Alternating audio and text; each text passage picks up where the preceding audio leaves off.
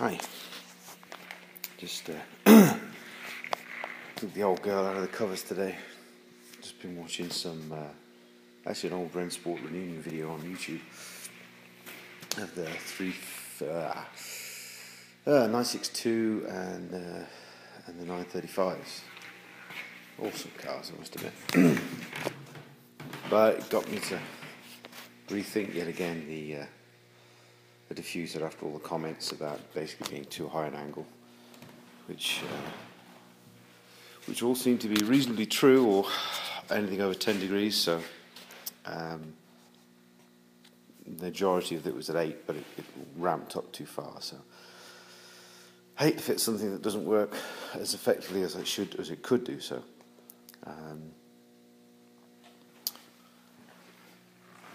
been toying. I thought about it before, but I thought, well, it's just a step too far. But you know what? What the hell? Likelihood is I'm only ever going to build one car. Maybe a couple more. Maybe a couple of people that want to buy them. I don't know. It's I've got to take that as a... if I do, then great. If I don't, then I'm building a car for myself. So, if you see... I'll try and point to it, this tube here. That's at an 8.5 degree angle. The car itself needs to be a little bit lower at the front, but it's just sat on a couple of push carts at the moment. That's at an 8.5 degree angle to the floor. So if the diffuser does start where I really want to start it, which is basically under the fuel tank, under the rear bulkhead, it starts here and comes out to the back, which is going to be kind of here somewhere. I do get the height that I want. I get the actual height from the bodywork to the floor, which equates to what I have in the rear clip, and that's 8.5 degrees. So pretty much that shouldn't stall, I hope. Keeping it in line at the front, even if I give it straight, perfectly straight, so that if I keep the two sides for the majority of it perfectly straight, it makes it easier if I want to put a second plane in there to dial back the angle. So if I keep it a nice straight simple shape instead of trying to make it curved and be fancy, then I can get something that's roughly between 12.5 and 14 inches, depending on how close I want to go to the eagle plate and how close I want to go to the tyre. If I stay within about an inch of the wheel, then I can probably notch a little bit where it comes into contact with the front eagle plate. If I do that, then I can probably get 14 inches, but I can get a safe 12.5. All depends how far left and how far right I want to go. Right's obviously easy. That's not a problem. There's nothing in the way there. I haven't designed anything else that's in the floor area. So, yes, the side splitters will have to end, whereas at the moment they follow. At the moment they follow this particular tube here, which is got the tabs welded on, so the kind of splitter comes out here, or the side splitter marries that. Well, that will have to end, and then I'd have to put something very similar again, a 3/4 box, continue it from wherever the splitter finishes and come along, and then come out to give that support, and then come up from the floor to one of these tubes just to stop the side splitter vertical movement. Probably best in some respects to have just a little over the top frame or something just to hold it at the front. Don't know. Obviously the rest of the floor being flat across, I need something to attach it either side, so where the splitter sort of comes up and down and back again, the bottom 2 points, and if I have something either side of that, it could be as easy as a 1/2 inch tube. It doesn't have to be massively structural, and then skin the bottom of the floor. It's basically what these two 3/4 box tubes were originally. That was where the flat floor pan was going to be, and everything was going to blend out of that. But, you know, everything changes.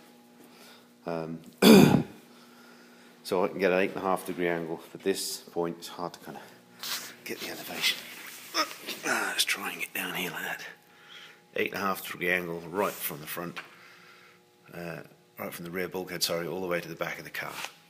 And I'm about, I think it's about 15 inches off the floor at where the rear bodywork finishes.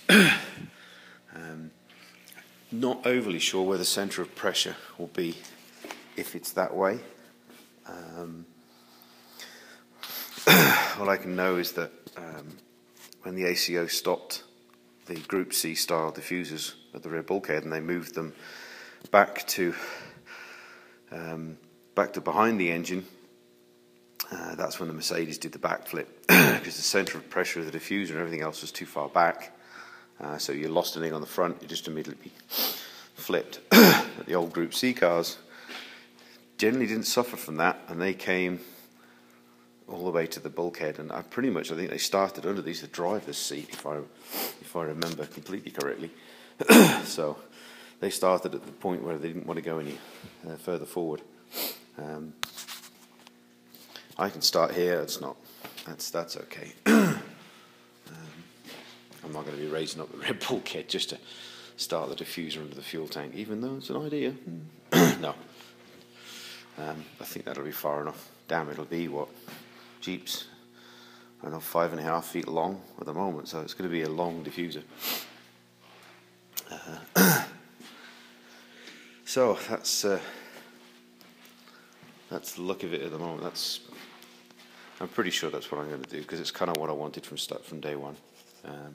I backed away from it just due to the awkwardness of it, but to be honest, who cares? Let's just do it how I want it. Obviously, you see the complete bottom wishbone will now be on the old diffuser. I think just this rear bar would have come through. Now, the whole rear, wishbone at the rear will come through. The push rod, which obviously attaches here on these two bolts, there'll be a cross bolted there. Obviously, the drive shaft's in the middle, so the push rod has to be offset to the side. The push rod will come up. That will probably, that'll almost definitely dissect it as well. So pretty much the diffuser will have to have some slots cut in it. To allow me to put the wishbone in and out when the diffuser's on. You have to mount the diffuser first and then put the wishbone in. And I'll just put some slots on the side of the diffuser and then mount plates over the slots to cover up the area that allowed for installation, but only allows a slot big enough for the actual wishbone to travel up in from full bump to full droop, and then skirt that with a piece of rubber. So basically the wishbone is just pushing the rubber away. That's how I've seen it done before like that. It seems like a good idea. You could even have, really fancy, have a sliding, no, forget it now, sliding plate in a plate so there's no holes, but that's getting a little silly. But that's I don't know. I haven't spent many days on my car just recently, so seem to be doing more stuff for other people. So I really want to get back into it now. So that's where we go. I can get the height I want at the back, 15 inches height, so I like the body profile that's on the rear clip, and I can still get a usable angle. It's just instead of the diffuser, which presently starts here, it's now going to start there, so it'll even the angle out and keep it pretty straight. If I actually make it out of a single piece of folded aluminium, should make it nice and simple, nice and rigid, and then at the end basically make the aluminum come all the way to the front, and at the end then I'll just intersect the aluminum into a styled piece that'll form the shape we want here, but I'll have a nice return on it with an edge that basically isn't sharp, so it gets my road-friendly 2.5mm radius and keeps it all happy for the inspectors. So Plus, it's a hell of a lot quicker to develop a bent aluminium piece than it ever will be to do a fiberglass, aluminium fiberglass. The fiberglass probably a little bit lighter. We'll see. If there's too many little or too little holes and nooks and crannies that I have to cut into the diffuser to make everything fit, then maybe it'd be easy just to make the aluminium frame, the aluminium bent piece, and then just do a fiberglass one of that. We'll see how many little protrusions, hopefully not too many. The bars here will be the tri-bars coming to the eagle plate. There's plenty of room for there. Obviously this will be cut out of the way, the diffuser will be cut out of the way. The only things will be the two eagle plates. I've actually moved this wishbone slightly. I've actually moved this wishbone slightly inboard. So technically this would be further in, so where it hits at the moment will be further over. Plus there's a on the actual eagle plate there's a 30mm round section here, and then it's sculpted in and then back out again. So technically this is probably going to move in something like nearly 20mm, I think, from where it is at the moment. So when that moves in 20mm where it's hitting here, you can see it's going to be pretty close here. So that's what's going to get me the width. Right, I'm waffling. Okie doke. Speak to you soon.